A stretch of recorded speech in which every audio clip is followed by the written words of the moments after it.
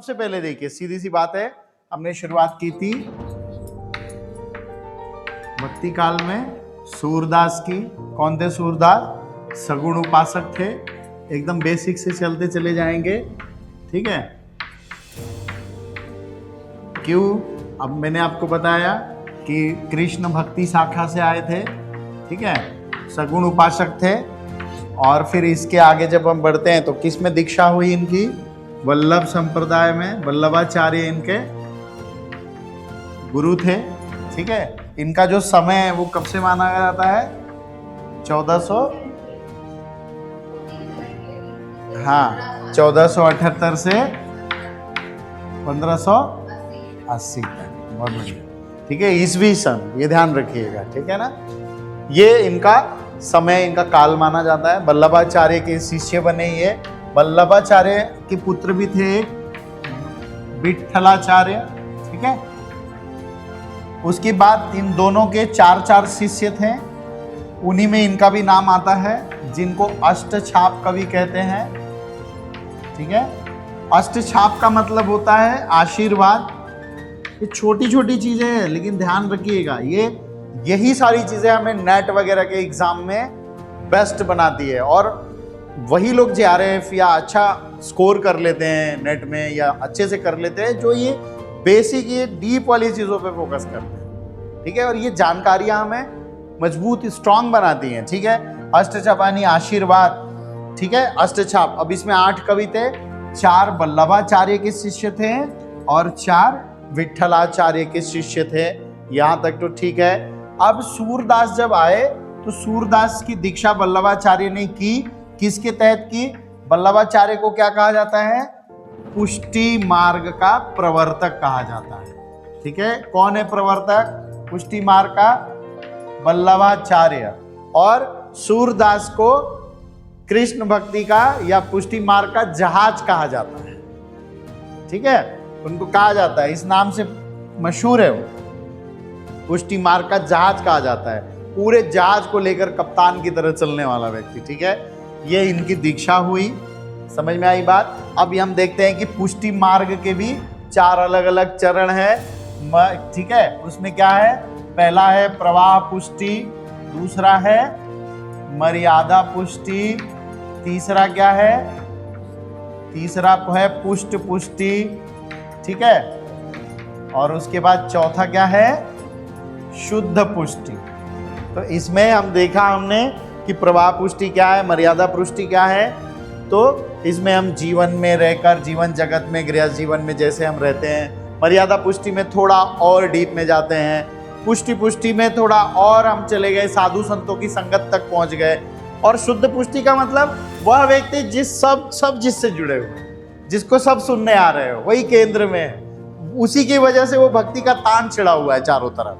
समझ रहे हो? मतलब ईश्वर ना होकर भी ईश्वर के स्वरूप बन जाना, ईश्वर के इतने निकट चले जाना कि आपके निकट आने के बाद क्या होता है, जैसे हम बात कर रहे थे प्रेमानंद महाराज की, ठीक है। अब आप देखिए, मैं पॉजिटिव पक्ष बता रहा हूं, आपने सुना नहीं पूरा, कि उनके निकट जाने पे अनुभूति होती है, उनको सुनने पे आपको अनुभूति होती है कि मैं भगवान के या ईश्वर के निकट पहुंच गया हूं। आप वो माध्यम है केवल, दरअसल आपके मानस में यही आता है, ठीक है। ये आगे की स्टडी है, मैं सब एक ही बार में बता दूंगा तो आपको ओवरडोज हो जाएगा। तो ये वाली बात होती है। तो शुद्ध पुष्टि का मार्ग सहज नहीं है, सरल नहीं था, लेकिन उसमें इतना त्याग था कि वो त्याग क्या कर देता है? ईश्वर का पर्याय बना देता है व्यक्ति को। सूरदास कृष्ण का पर्याय बन गए। लोग सूर के पद, मैंने कहा कि उनका महत्व जानना है तो आज का लिटरेचर उठाकर देखिए, आज का आधुनिक भारत, और हर जगह आप चले जाइए, कहीं भी चले जाइए, मुझे नहीं लगता है कि कोई भी ऐसा व्यक्ति होगा जो सूर से अपरिचित हो, ठीक है। वो बात अलग है कि आप लोग भी जानते थे कि कौन है सूरदास, कृष्ण के एक भक्त, लेकिन डिटेल नहीं जानते थे। आप बस ऐसे नॉर्मल जानते हैं। आपके यहाँ एक सूरदास नाम का व्यक्ति हुआ जो अनन्य कृष्ण भक्त कहलाया। आप देखिएगा पुराना जो सीरियल्स वगैरह आते हैं उसमें सूर को दिखाया भी जाता था, तो कल्पना करते हुए एक जन्मांध व्यक्ति को डंडा लेके चलते दिखाता था ना, वो सूर थे, ठीक है। तो यहां तक समझ में आ गया। अब हम इसके जब आगे बढ़े हम, तो हमने क्या देखा, इससे आगे जब हम बढ़े यहां तक तो समझ में आ गया, तो हमने देखा कि सूरदास की भक्ति भावना, ठीक है, एकदम शॉर्ट में हम करते जा रहे हैं, पकड़ते चले जा रहे हैं। तो हमने देखा सूरदास की भक्ति भावना कैसी थी भाई। अब ठीक है, तो भक्ति, तो सूर की भक्ति को भी कितने चरणों में देखते हैं हम, 4 चरण में विभाजित करके देखते हैं। पहला क्या है, वैराग्य पूर्ण भक्ति, ठीक है। दूसरा क्या है, क्या है, पुष्टि मार्गीय भक्ति, ठीक है। अब ये पुष्टि मार्ग में भी 2 भाव नजर आते हैं, कौन कौन से, वात्सल्य, बहुत बढ़िया, और दूसरा है माधुर्य, यानी कि कांता भाव, है ना, माधुर्य या कांता भाव, ठीक है। ये पुष्टि मार्ग में आ गया। तीसरा क्या है, नवधा भक्ति, ठीक है।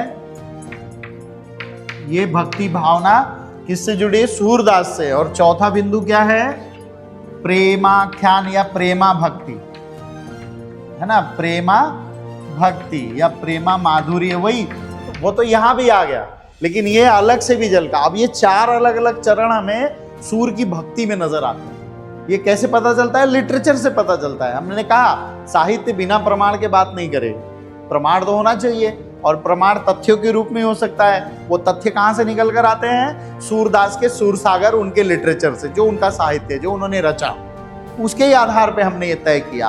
वैराग्यपूर्ण भक्ति में हम देखेंगे क्या बात होती है, जीवन, जगत, त्याग और ईश्वर के प्रति आग्रह, है ना, मन में जो कुछ भी है उसकी बात चल रही है कि बस तुम ही हो, जो कुछ भी हो, जैसे भी हो, इस तरीके का एक कनेक्शन दिखता है। क्यों, क्योंकि सूर के जीवन में कुछ था नहीं, वो ना गृहस्थ थे, जन्मांध थे, कोई ना आगे ना नाथ ना पीछे पगहा, कोई नहीं था उनका। जो कोई था उनका, उनकी थाती क्या थी, कृष्ण थे बस। और उन्होंने उन्हीं के रूप में वैराग्य धारण कर लिया था, यानी कि कृष्ण को ही उन्होंने वैराग्य के रूप में धारण कर लिया था। वैराग्य का मतलब क्या होता है, विराग। देखिए ऐसा नहीं है, हम कहते हैं राग विराग, विराग भी किसको धारण करते, किसी चीज को पाने की ललक। तपस्या करना क्या है, विराग धारण करना है, वो भी एक तपस्या कर रहे हैं भाई, क्या एक लक्ष्य निर्धारित कर रहे। तो वैराग्य भी क्या होता है, लक्ष्य है। कैसा लक्ष्य, शून्य में समाहित हो जाने का, मोक्ष प्राप्त कर लेने का, ठीक है, या बिल्कुल सहज और सरल हो जाने का।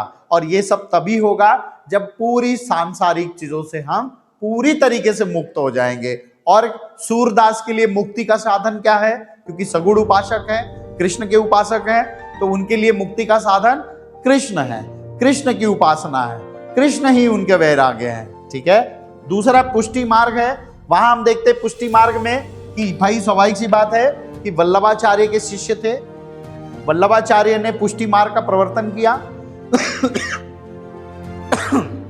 वल्लभाचार्य ने पुष्टि मार्ग का प्रवर्तन किया, और पुष्टि मार्ग के तहत शुद्धा पुष्टि नजर आती है इनके, यानी पुष्टि मार्ग का जहाज कहा जाता है इनको, सूरदास को, यानी कि पुष्टि मार्ग को सच में पुष्ट करने वाला, उसको पोषित करने वाला, प्रशय देने वाला अगर कोई हुआ उनके पूरे संप्रदाय में तो सूरदास हुए।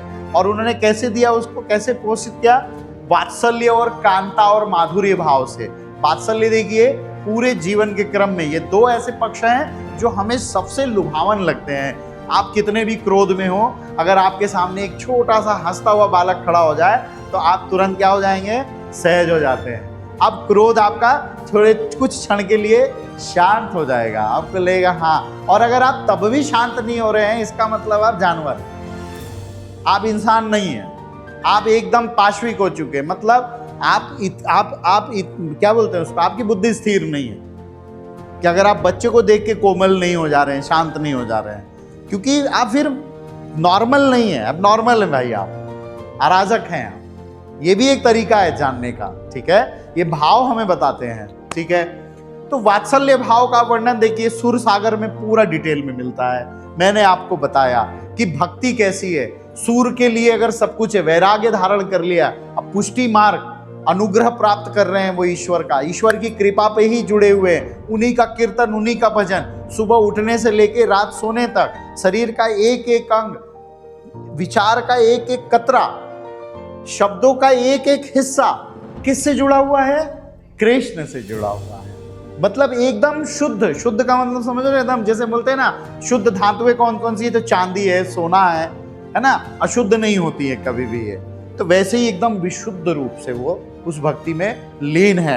अब देखो वात्सल्य भाव तो बचपन से कर रहे हैं वर्णन उसका। अब इसका आधार क्या है? इनकी पूरी भक्ति का वल्लभाचार्य ने जो संप्रदाय स्थापित किया उसका आधार है भागवत पुराण। ठीक है, तो इनका भी आधार वही है। पर भागवत पुराण बहुत बड़ा है, उसमें बहुत सारे वर्णन मिलते हैं, लेकिन इन्होंने जिन पक्षों को ज्यादा हाईलाइट किया वो वात्सल्य और माधुर्य और कांता भाव रहा। अब माधुर्य और कांता भाव कहाँ नजर आता है हमें? वात्सल्य भाव में दिखता है कि कैसे उनकी बाल लीलाएं होती हैं। क्यों? क्योंकि कृष्ण भक्ति शाखा में एक मान्यता है कि कृष्ण ने बाल स्वरूप धरकर अपने सारे उन ग्राम्य लोगों, जीवन और उनसे जुड़े, उनके प्रति श्रद्धा रखने वाले जितने लोग थे उनका कल्याण किया, बहुत सहजता से, बहुत सरलता से। ठीक है, वो मूक लोग थे, लोक जीवन के लोग थे, वो ना राजा थे ना महाराजा थे, और ऐसे समय में कृष्ण का आना और उनका मददगार बन जाना वो उनके लिए एक मतलब एक हीरो की तरह थे वो मथुरा या ब्रजवासियों के लिए। ये पक्ष दिखता है। दूसरा पक्ष है माधुर्य या कांता भाव। ठीक है, क्या नजर आता है माधुर्य और कांता भाव में? गोपियों के माध्यम से, स्वयं उनके माध्यम से, ठीक है, अलग अलग माध्यमों से प्रेम का प्रतीक बताया गया। किसे? कृष्ण को। सारे लोग इर्द गिर्द हैं और केंद्र में कौन है? कृष्ण है। आप देखो इसका पैटर्न समझने की कोशिश करिए। कुछ कुछ चीजें बहुत तकनीकी होती है, हमारे आसपास ही होती है, पर हम उसको ठीक तरीके से सुलझा नहीं पाते हैं। देखिए, हम कहते हैं रास गरबा। आप देखिए लोग गोल खड़ा होते हैं। ठीक है, आज भी एक कृष्ण बना के बीच में खड़ा कर दिया जाता है। ठीक है, अब ये परंपरा आज की तो नहीं होगी ना, तो वर्षों से चले आ रही है, तो ब्रज भूमि से निकला, तो ये वही होता है। तो सेंटर में कौन होता है? केंद्र में कौन होता है? पूरे घर का केंद्र बिंदु कौन होता है? घर का प्रधान होता है भाई। ठीक है, घर का प्रधान होता है, जो घर का मालिक है। ठीक है, वो सेंटर में होता है। अब मैं दूसरा देख रहा हूं कैसे वो प्रेम का प्रतीक है कि सब उससे जुड़े हुए, सबकी जरूरतें, इच्छाएं, अवस्थाएं, मान्यताएं, दुविधाएं, गुस्सा, नाराजगी, सब उसी से, वो केंद्र में है। चाहे कुछ भी हो जाए, वो नालायक है, लायक है, जो कुछ भी है, वो केंद्र में। समझ में आ रही है मेरी बात? ये सारा सब कुछ चलता है जीवन के व्यापार में। तो कृष्ण भी केंद्र के प्रतीक, केंद्र है, वो प्रेम के प्रतीक हैं। यानी कि प्रेम अगर जानना है तो कृष्ण को जानो। और ये इससे ज्यादा सत्य क्या होगा कि इन 500 वर्षों के बीत जाने के बाद भी आज देखो, आप चले जाओ, आप ब्रजभूमि में भारतीय से ज्यादा आपको विदेशी मूल के लोग नजर आएंगे। वो प्रेम तलाश रहे हैं कृष्ण के माध्यम से, अपने अंतर्मन में खोज रहे हैं। ठीक है, ये तो मैंने आपको समझाने के लिए एक बताया कि केंद्र में इससे मतलब है कि हम प्रतीकात्मक रूप से भी वही मानते हैं। क्यों? क्योंकि मैंने कहा कि वात्सल्य वर्णन जब आता है, बाल लीलाओं का वर्णन आता है, घुटनों पे चलते थे, तभी उनको पूर्ण ब्रह्म दिखाया गया, उनके मुख में ही सारा ब्रह्मांड दिखा दिया गया। ये सब कल्पना सूरदास की है, ये सारा सूरदास ने कल्पना की और उसे लिखा। समझ में आ रही है मेरी बात?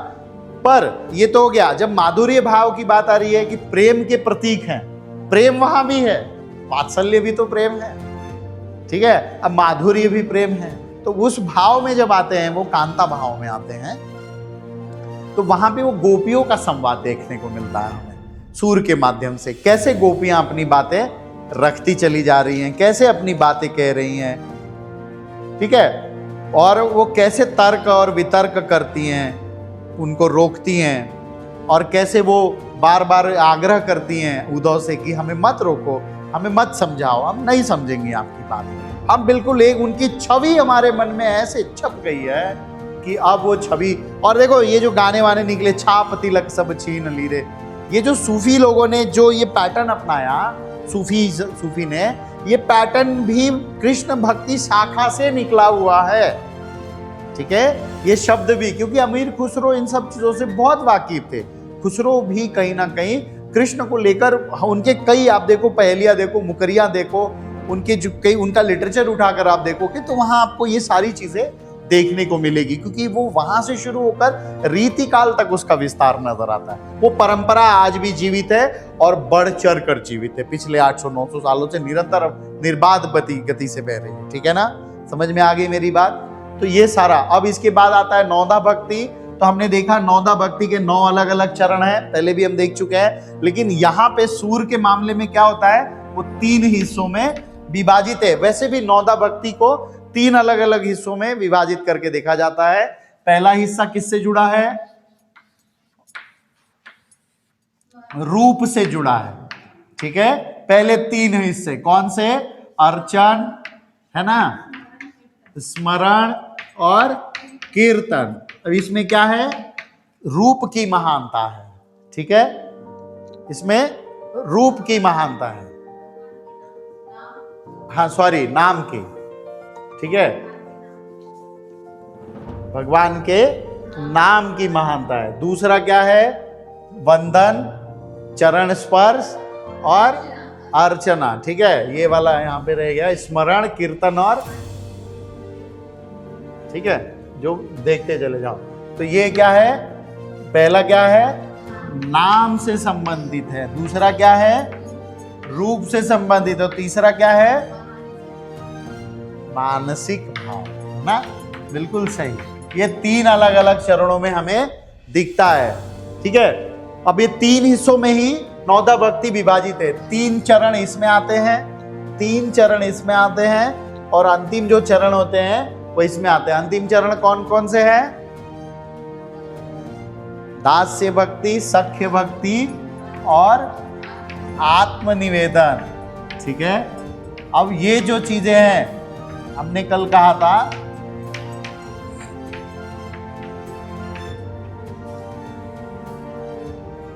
आत्मनिवेदन। ठीक है,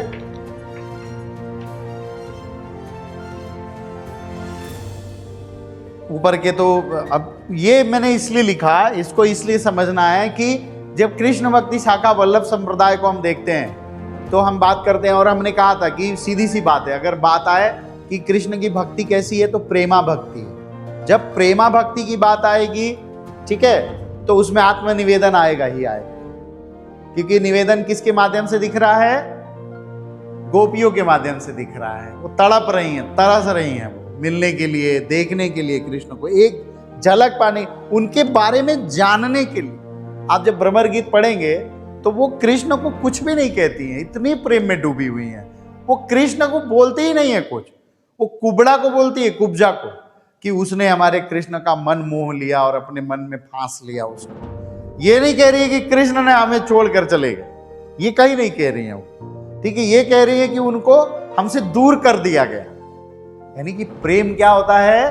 प्रेम जिससे होता है उसकी कोई भी एक रत्ती तक हमें नजर नहीं आती। प्रेम बिल्कुल अंधा होता है, इसीलिए कहा जाता है प्रेम अंधा है। इसकी स्थापना ही भ्रमर गीत सार में मिलती गोपियों के माध्यम से। ठीक है, तो ये अब देखो कि मैं बात कर रहा था कि वल्लभ संप्रदाय में दास्य भक्ति, सख्य भक्ति और आत्मनिवेदन। तो दास्य और सख्य भक्ति का भाव बहुत कम ही देखने को मिलता है, लेकिन नौदा भक्ति के इन चरणों को भी सूर्य ने बखूबी अवतरित किया है।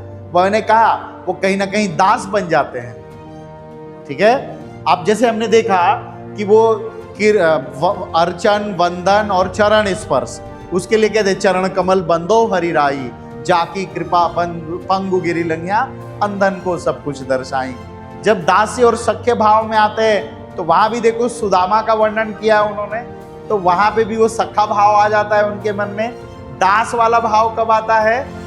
ठीक है, और सखा का भाव बचपन वाले में भी आ जाता है। आप कई ऐसे पद देखेंगे कि गाते समय वो बोल जाते हैं, और निवेदन का पद आपको बताया मैंने कि गोपियों के माध्यम से देखने को मिलता है। ठीक है, यहां तक समझ में आ गया। अब चौथा जो पक्ष था वो क्या था? चौथा पक्ष था प्रेमा भक्ति। क्या था चौथा पक्ष? प्रेमा भक्ति, ठीक है, या प्रेमा भक्ति या माधुर्य भक्ति या प्रेमाख्यान। अब आप कहोगे कि सर पुष्टि मार्ग के अंतर्गत ही तो देखा था इन दोनों चीजों को, ठीक है, लेकिन इसके बाद अलावा स्वतंत्र रूप से भी हमें इसे देखना होगा कि हम कहते हैं कि सूरदास की भक्ति कैसी? प्रेमा भक्ति। अब इस प्रेमा भक्ति का वर्णन उन्होंने कैसे किया? ये प्रेमा भक्ति चौथी क्या है मैं बताता हूं, समझाता हूं आपको कि ये प्रेमा भक्ति किस बारे में बात हो रही है, ठीक है।